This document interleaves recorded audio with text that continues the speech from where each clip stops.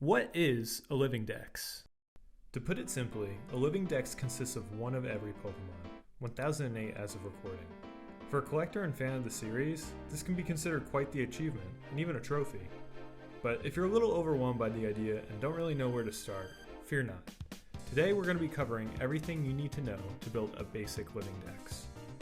If you're setting out to do this for the first time, you have to ask yourself, do I grab what I can from the games I'm already playing at the moment, or do I attempt an origin dex?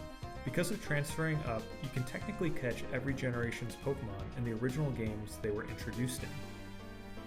I find this more meaningful.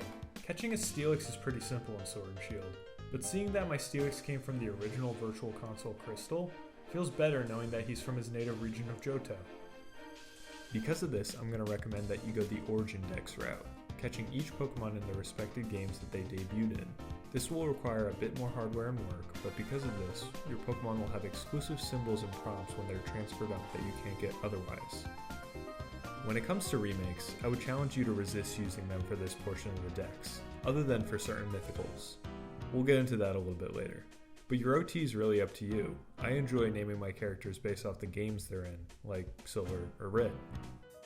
With the 3DS eShop closing down in March of this year, downloading your Virtual Console titles as well as Pokemon Bank and Transporter is more important now than ever before. With no answer or replacement in the near future, there won't be a way to access these titles legitimately after they close down. With that out of the way, here's what you'll need hardware-wise in order to play. If you're playing alone, you'll need 2 Game Boy Advance systems, 1 Game Boy Advance link cable, 2 Nintendo DS systems, 2 Nintendo 3DS or 2DS systems, a Nintendo Switch, Pokemon Bank downloaded onto your 3DS, Pokemon Transporter downloaded onto your 3DS, a Pokemon Home Premium subscription, and an optional Action Replay 3DS. In review, Generations 1 and 2 must be completed with Virtual Console Red, Blue, Yellow, Gold, Silver, and Crystal on the 3DS.